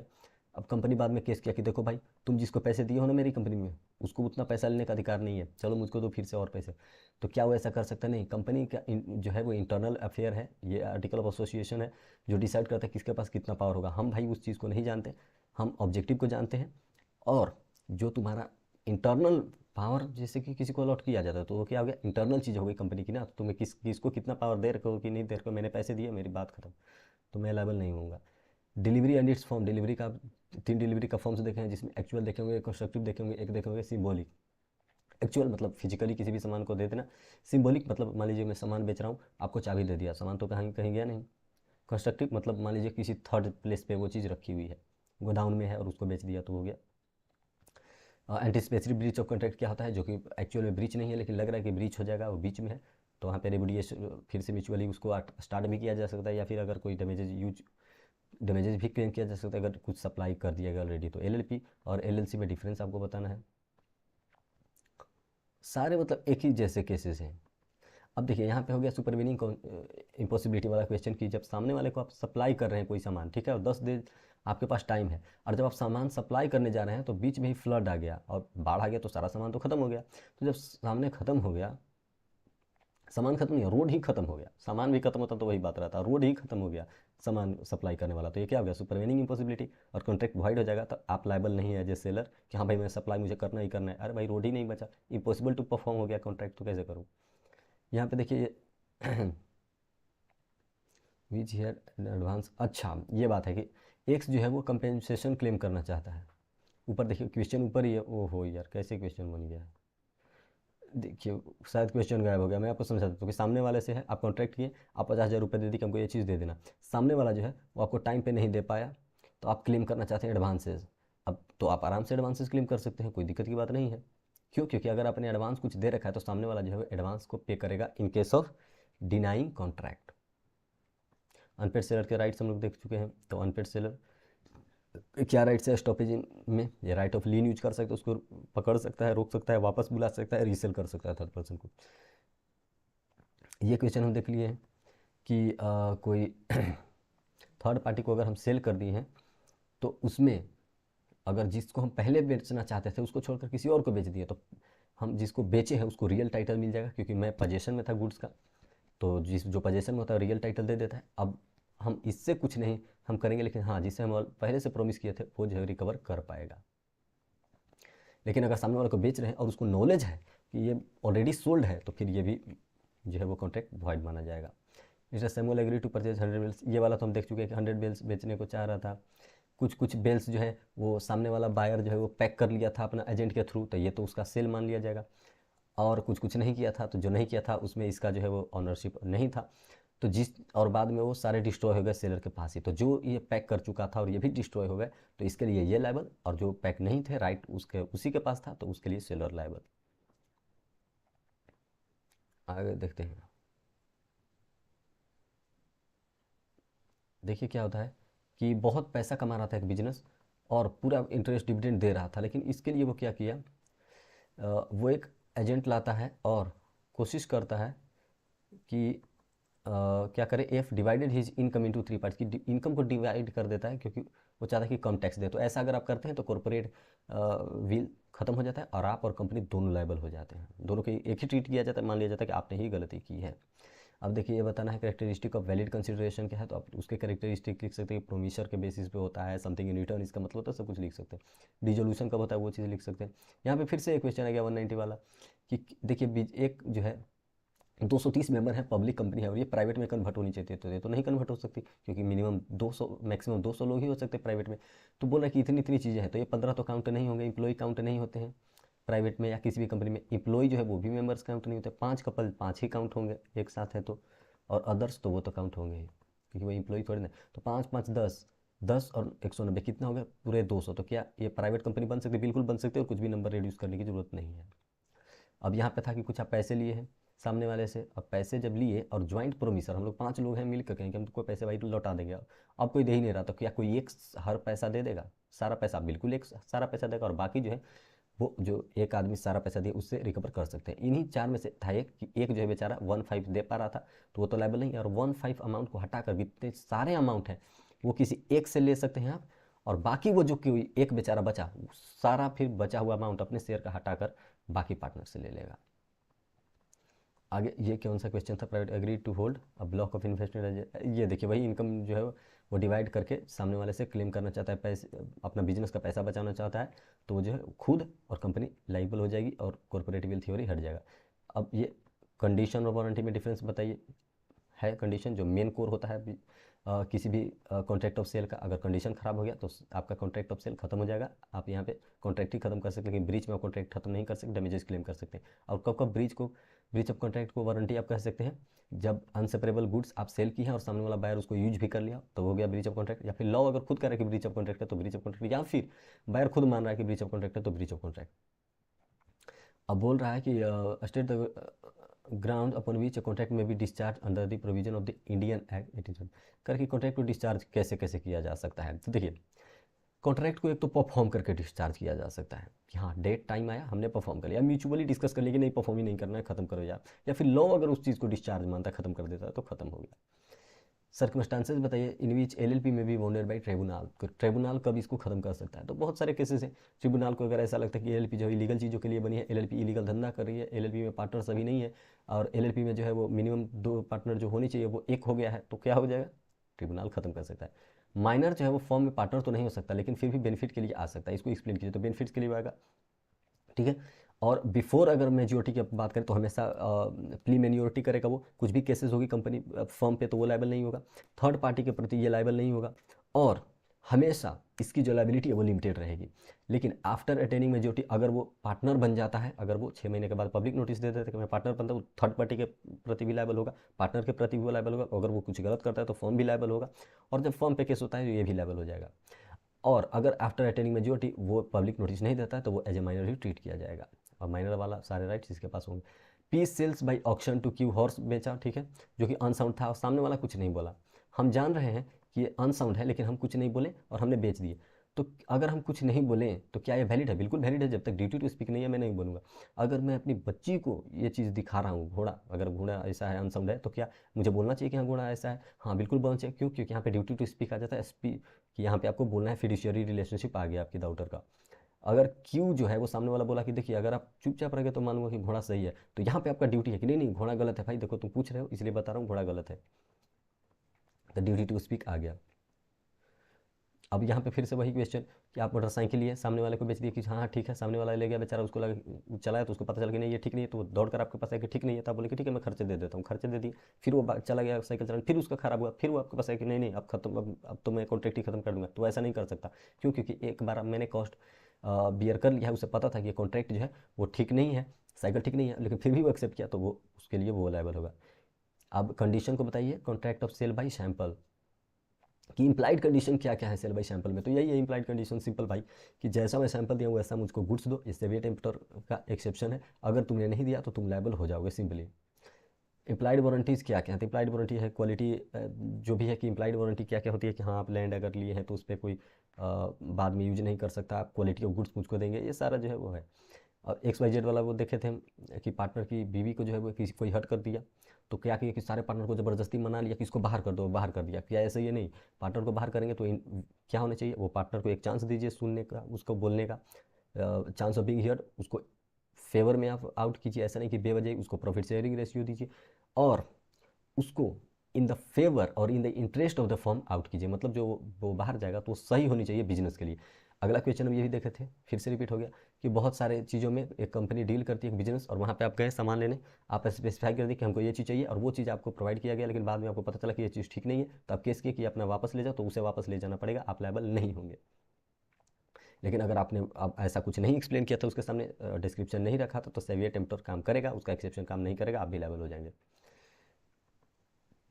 अगर देखिए इंडियन पार्टनरशिप में वही था कि रजिस्ट्रेशन अगर आप नहीं करते तो इसके डिसएडवांटेज क्या है, डिसएडवांटेज ये कि सामने वाला केस कर देगा, आप सामने वाले पे केस नहीं कर पाएंगे, आपके पार्टनर पे कोई क्लेम लगेगा तो आप कुछ नहीं कर पाएंगे, आपके पार्टनर भी किसी थर्ड पार्टी के साथ जो है वो केस करेंगे, या फिर डिफीट होंगे या एग्रीव्ड होंगे, तो कुछ केसेस आप नहीं कर पाएंगे। Central government against the alpha school, अगर अल्फा स्कूल सेक्शन 8 कंपनी है और अगर कुछ भी गलत कर रही है, मान लीजिए कि वो अपना ऑब्जेक्टिव तोड़ रही है, तो क्या होगा, सेंट्रल गवर्नमेंट आएगी, बोलेगी कि ठीक है तुम अपना ये सब कुछ स्टॉप करो, तुम्हारा लाइसेंस खत्म करता हूँ, और चलो तुम कन्वर्ट हो जा किसी पार्टिकुलर प्राइवेट कंपनी में, या फिर तुम हमेशा के लिए डिजॉल्व हो जाओ। प्राइवेट कंपनी में अगर तुम कन्वर्ट हो रहे हो तो जैसा बिजनेस तुम्हारा भी था वैसा ही बिजनेस उसमें भी होनी चाहिए। अब देखिए यहाँ पे क्या है कि put out the reason whether the following void है या वैलिड है। रिया जो है वो प्रॉमिस करती है to lend 50 lakh in lieu of consideration that समर्स गेट्स रियाज मैरिज डिजोट। तो ये क्या हो गया, हम लोग पढ़े थे कुछ कुछ केसेस हैं जहाँ पे पब्लिक मतलब कुछ भी ऐसे ऐसे एग्रीमेंट्स हैं जो अपोज टू पब्लिक पॉलिसी हैं, तो ये पब्लिक पॉलिसी के खिलाफ है, आप ऐसा नहीं कर सकते हैं, ठीक, वॉइड है ये। Agreement with Matthew to sell his black horse, की ब्लैक हॉर्स दे दो, unknown to both the party, the horse was dead at the time of agreement. अब टाइम हम एग्री करें कि तुम घोड़ दो, घोड़ा पहले ही मर चुका था, हम दोनों को पता ही नहीं, हम दोनों घोड़े की बिजनेस कर, मतलब मैं सामने वाले से घोड़ा खरीदना चाहता हूँ और घोड़ा ऑलरेडी मर चुका है, उसको भी नहीं पता, हमको भी नहीं पता, तो जब चीज़ ही सर्टेन नहीं है तो ये तो वैलिड होगा ही नहीं, ये भी वॉइड हो जाएगा। रवि से गुडविल ऑफ सॉफ्ट फोर्स, कुछ मान लीजिए 1 लाख के लिए वो बेचा था, and promise not to carry on business for ever in India. बोल रहा है कि देखिए गुडविल तो हम बेच रहे हैं तुमको, लेकिन तुम जीवन भर बिजनेस मत करना भारत में। देखिए गुडविल सेल करके आप उसको बिजनेस करने से रोक सकते हैं, वैसे बिजनेस कैरी करने से, सेम बिजनेस, लेकिन एक रीजनेबल टाइम के लिए और रीजनेबल कंडीशन पे। लेकिन यहाँ पे बोला कि कभी बिजनेस मत करना इंडिया में, तो ये क्या होगा, वॉइड हो गया। In agreement between the Prakash and Girish there is a condition that they will not, क्या है, institute legal proceedings against each other without consent. देखिए अब बोला कि लीगल कंसेंट ही नहीं लगे एक दूसरे के प्रति, ये भी क्या हो गया, वॉइड हो गया, लीगल होनी चाहिए कंसेंट। यहाँ पे सेक्शन 8 कंपनी जो है बहुत अर्न कर रही थी, इसलिए वो मेंबर्स को कुछ पैसे देने लगी, तो इसके कारण क्या हो गया, वो एनपीओ जो है वायलेट कर रही है अपने कामों को, और सेंट्रल गवर्नमेंट आएगी बोलेगी तुम्हारा लाइसेंस रद्द करता हूँ, अब मैं तुमको इस चीज़ से आज़ाद करता हूँ, तुम एनपीओ नहीं रहे। डिलीवरी ऑफ गुड्स किसे कहते हैं, वेरियस मोड्स ऑफ डिलीवरी आपको पता है, सेल्स और रिटर्न बेसिस कर सकते हैं, बहुत सारे केसेस हैं जहाँ पे सेल्स कर सकते हैं, एक्चुअल डिलीवरी आप कर सकते हैं, एंटीसिपेटरी डिलीवरी कर सकते हैं। यहाँ पे एंटीसिपेटरी ब्रीच ऑफ कॉन्ट्रैक्ट बोला कि जो कोई पहले हो जाता है तो उस चीज़ को एक्सप्लेन करा। डेजिनेटेड पार्टनर्स जो होते हैं, जो हेड ऑफ पार्टनर्स होते हैं एलएलपी में, क्या मैंडेटरी है बिजनेस को कैरी करने के लिए, इन चीज़ों की मैंडेटरी जरूरी है। डिस्टिंग्विश बिटवीन पार्टनरशिप और एचयूएफ में डिफरेंस बताना है। एचयूएफ मतलब हिंदू अनडिवाइडेड फैमिली, क्या क्या कंसिक्वेंसेज हैं नॉन रजिस्ट्रेशन के। और ये वही कि आप कॉन्ट्रैक्ट किए थे किसी से कि इतना में मैं सेल करूँगा, बाद में क्या हो गया कि वो प्राइसेज जो है, कैसा क्वेश्चन था, 1 मिनट, हाँ, कि आप किसी से कॉन्ट्रैक्ट किया कि इतना में मैं दे दूंगा तुम्हें, बाद में आपको ज़्यादा पैसा मिला तो आप सामने वाले को ज़्यादा पैसे वाले में बेच दिए, और सामने वाला फिर पुराना आया कि तुम तो मुझे इतने में देने वाले थे, आप करेंगे नहीं मैंने दूंगा, तो सामने वाला केस करेगा, तो जो बैलेंस्ड अमाउंट है दोनों का डिफरेंस वो क्लेम कर लेगा आपसे। अनपेड सेलर किसे कहते हैं वो चीज़ बताइए। राइट ऑफ स्टॉपेज क्या है, अनपेड सेलर का वो स्टॉप कर सकता है, उसमें राइट ऑफ लीन भी यूज कर सकता है।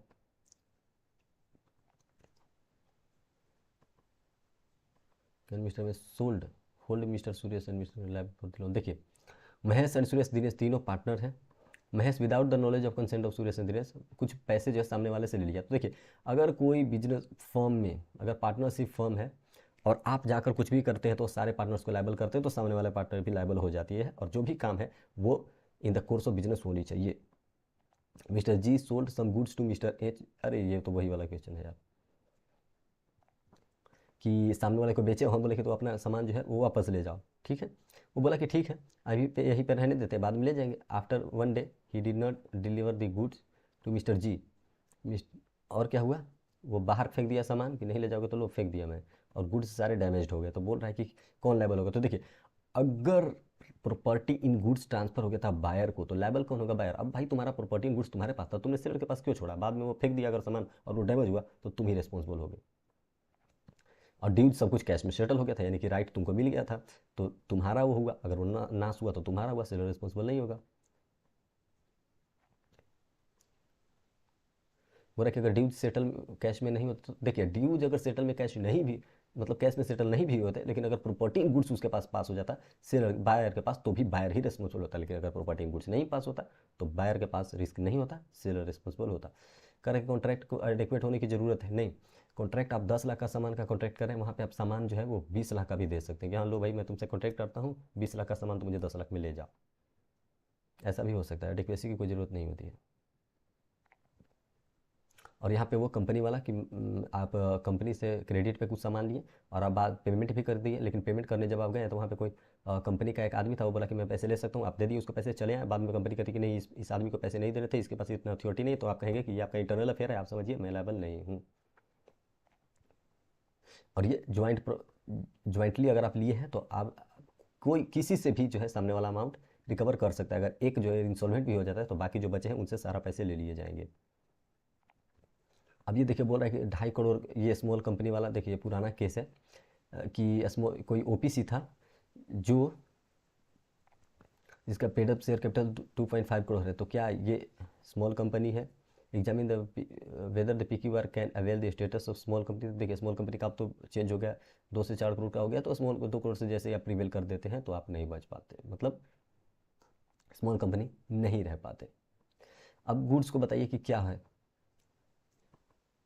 मतलब क्या पूछ रहा है, टाइप्स ऑफ गुड्स पूछ रहा है। हाँ, टाइप्स ऑफ गुड्स कौन सा है कि wholesaler of cotton 100 bales in godown, he agrees to sell 50 drums and these were selected and set aside. अगर आप किसी भी गुड्स को आइडेंटिफाइड करके अलग रखते हैं तो वो क्या हो जाता है, असॉर्टेड, वो शॉर्टेड गुड्स हो जाती है, स्पेसिफाइड गुड्स हो जाती है।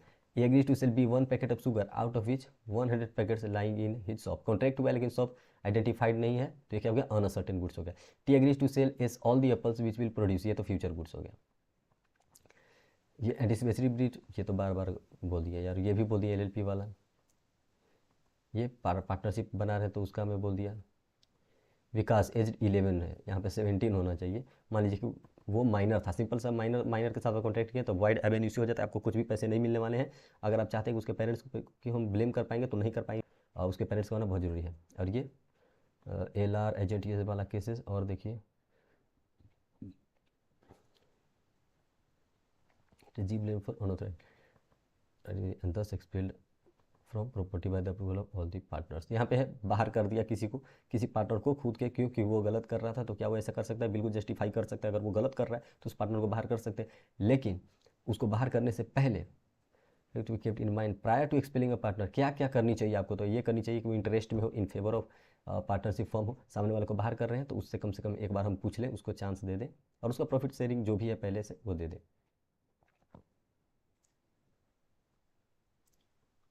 हाँ, ये देखिए बहुत बढ़िया question. A who is an agent of a buyer, एक बायर का एजेंट है। ऑब्टेन कर लिया, obtain the goods from railway authority, railway authority से सामान ले लिया, loaded goods on the stock, और फिर क्या किया लेने के बाद, in mean time the railway authority received a notice from B जो है नोटिस दिया फिर से, किस चीज़ का, the seller for stopping the goods.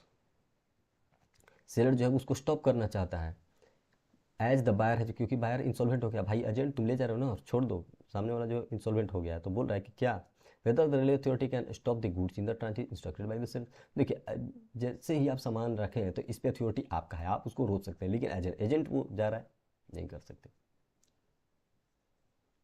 और इसमें क्या है, राइट ऑफ स्टॉपेज के यहाँ पे लिख देते हैं कि हाँ सेलर के पास राइट ऑफ स्टॉपेज का जो है वो राइट होता है। आर्टिकल ऑफ एसोसिएशन की बात कर रहा है कि आपको लेना इतना ही पैसे चाहिए था, लेकिन आप आगे जाकर ज़्यादा पैसे ले लिए, तो क्या होगा, अगर आप ज़्यादा पैसे ले लिए हैं तो ये हो गया अल्ट्रा वायर। लेकिन जैसे ही आप केस यहाँ पे होगा तो कंपनी क्या बोलेगी कि आपको जो है वो डॉक्ट्राइन ऑफ कंस्ट्रक्टिव नोटिस के अकॉर्डिंग आपको जो है वो मेरा मेमोरेंडम पढ़ लेना चाहिए था। आप क्यों नहीं पढ़े उस टाइम पे कि मैं इतना पैसे दे सकता हूँ कि नहीं, तो आप लायबल होंगे। लेकिन analyse the above situation in terms of provision of doctrine of indoor management कि कुछ भी अगर इंटरनली कुछ हुआ है तो वो लायबल नहीं होगा आउटसाइडर और आपको पे करना पड़ेगा। तो जैसे क्वेश्चन था पहला, क्या है, द आर्टिकल ऑफ एसोसिएशन जो है वो इम्पावर करती है कि कितना ले सकते हो तुम, the director of the company जो है मतलब वो डायरेक्ट करता है कि हाँ इतना पैसे तुम ले सकते हो आर्टिकल, और ये 25 लाख लिख लिए। बाद में कंपनी कहती कि नहीं इतना तक तो तुमको लेने की अथॉरिटी नहीं थी। तो भाई ये तो तुम्हारा मैटर है ना, तुम समझो। अब डॉक्ट्राइन ऑफ इंडोर मैनेजमेंट क्या कहता है, डॉक्ट्राइन ऑफ इंडोर मैनेजमेंट कहता है कि आप रिस्पॉन्सिबल होंगे। आर्टिकल में जो भी चीज़ें लिखा है वो थोड़े ना पढ़ेगा सामने वाला, आप 25 लाख लेंगे कि 30 लाख लेंगे, ये आप समझिए। सामने वाला तो ऑब्जेक्टिव ही सिर्फ देखता है। कॉन्टीजेंट कॉन्ट्रैक्ट को बताइए, जो कि हैपनिंग एंड अनहैपनिंग पे डिपेंड करता है। और वो भी लिखा था कि क्या वो आर्टिफिशियल पर्सन है इसलिए वो होल्ड नहीं कर सकता प्रॉपर्टी, या केस नहीं कर सकता, सब कुछ कर सकता है।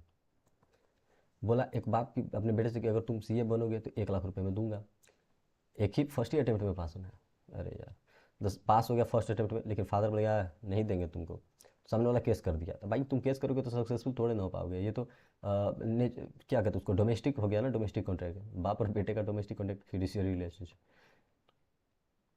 अब ये देखिए बहुत डिविडेंड अर्न कर रहा था, इसके लिए टैक्स बचाने के लिए वो क्या किया, अलग अलग सब्सिडरी फॉर्म कर दिया बहुत सारा पार्ट्स में। तो क्या हो गया, अगर आप पार्ट्स में इनकम को डिवाइड कर देंगे तो ये किस लिए आप कर रहे हैं, ताकि भी जो है आपका टैक्स कम बचे। अब बहुत सारा इनकम घटा देंगे, सब 1-1 लाख कर देंगे, तो 1 लाख में थोड़ा ना इनकम लगता है यार, इधर उधर डिस्ट्रीब्यूट कर दी तो क्या हो गया, कॉर्पोरेट विल थ्योरी अलग हो जाएगा। कंपनी का लॉ क्या करेगा, बहुत तेज बन रहे हो तुम लायबल होगे, क्यों, क्योंकि तुमने इलीगल चीज़ें की है। Corporate will theory in cases में खत्म हो जाती है, जब कोई अपना इनकम पर टैक्स बचाने के लिए कुछ गलत करता है। तो goods related terms under the sales of goods act, ये बताना है कि the terms related to, explain the term goods, सामान किसे कहते हैं, और इससे जैसे कि इसको मैं प्राइस बता दीजिए, इसमें प्रॉपर्टी इन गुड्स बता दिए, एग्रीमेंट टू सेल, सब कुछ एक्सप्लेन कर सकते हैं, कैसे कैसे ट्रांसफर होता है, मोड्स बता सकते हैं। Animate the person by whom a contract में भी परफॉर्म, कोई भी परफॉर्म कर सकता है, वो खुद कर सकता है, वो एजेंट के द्वारा करवा सकता है, या फिर कोई कोरियर वाला रख सकता है, तो कोई दिक्कत की बात नहीं है। एलएलपी के बारे में पूछा, क्या माइनर आ सकता है, माइनर पार्टनरशिप में आ सकता है, लेकिन वो सिर्फ बेनिफिट के लिए आएगा, वो हमेशा प्ली मैन्योरिटी करेगा।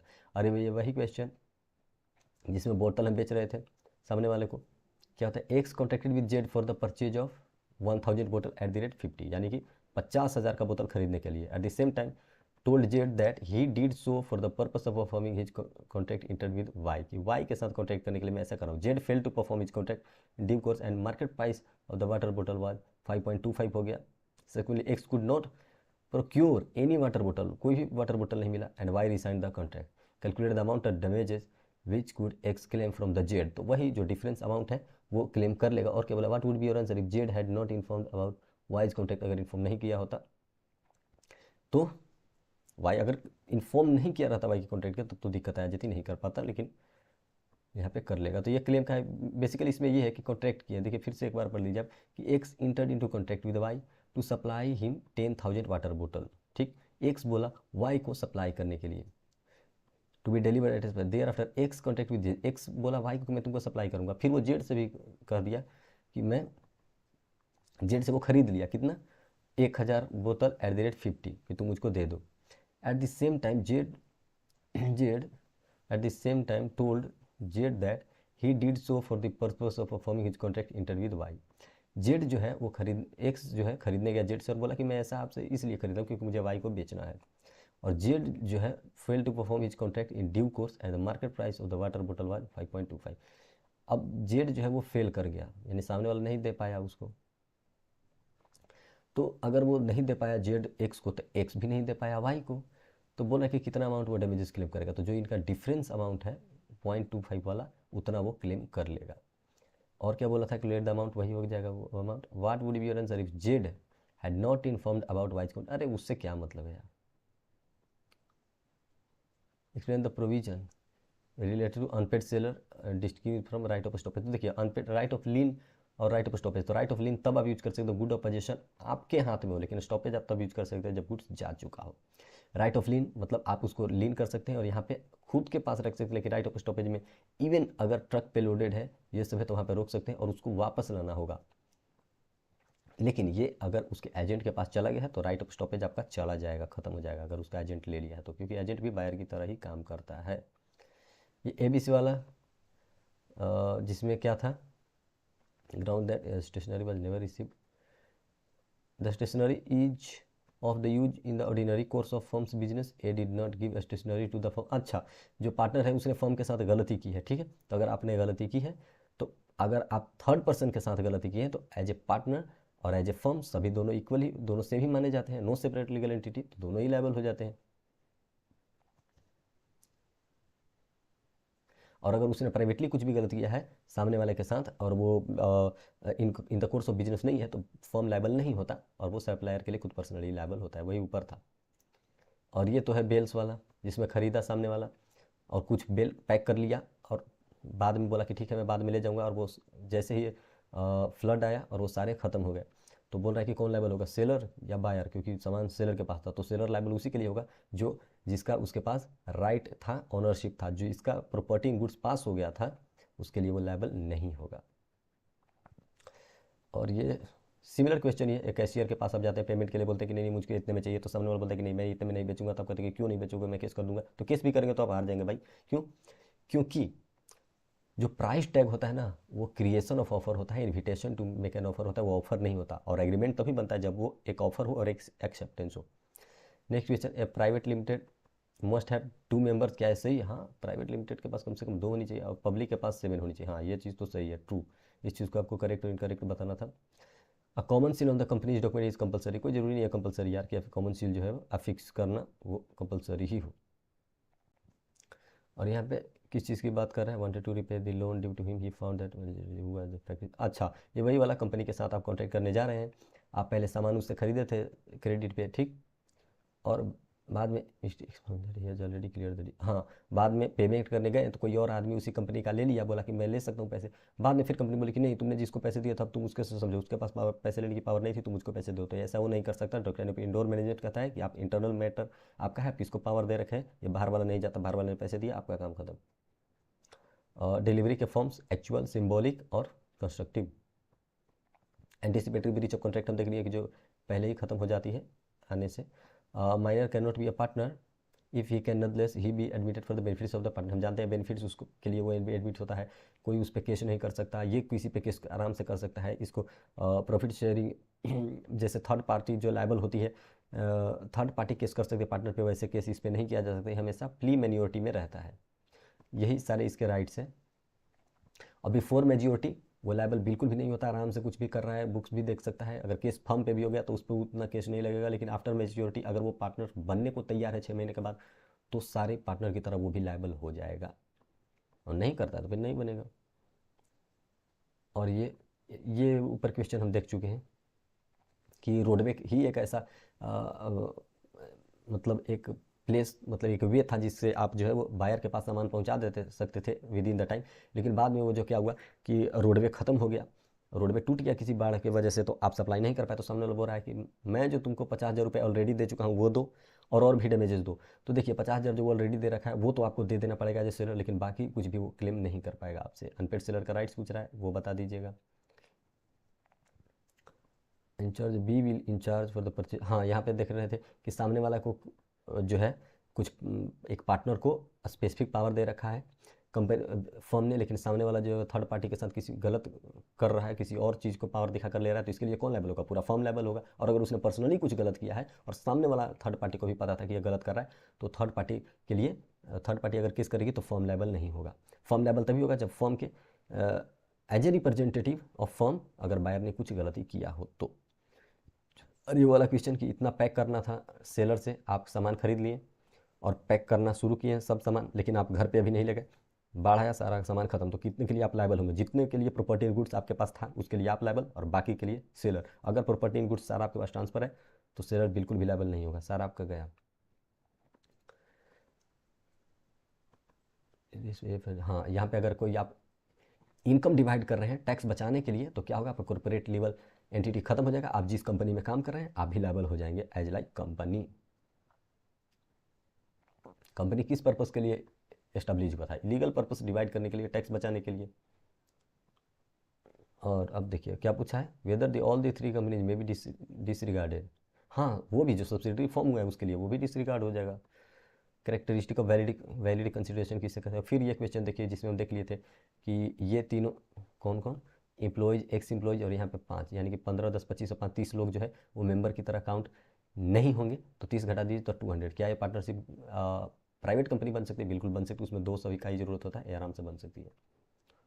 यहाँ पे देखे थे कि माइनर्स के साथ आप कॉन्ट्रैक्ट कर रहे हैं तो वो क्या हो गया आपका वाइड एब इशू, आप कुछ भी उसे क्लेम नहीं कर पाएंगे। और अगर आप बहुत सारा इनकम अर्न कर रहे हैं by way of reducing tax liability, तो क्या होगा, आप जो है वो कंपनी में जिसमें आप इतना कमा रहे हैं, जो सब्सिडी आप फॉर्म करके, तो क्या हो जाएगा, वो सारे जो है वो इलीगल मान लिए जाएंगे और कॉर्पोरेट विल थ्योरी हट जाएगा और आप भी लायबल हो जाएंगे, सेपरेट लीगल एंटिटी नहीं बचेगा।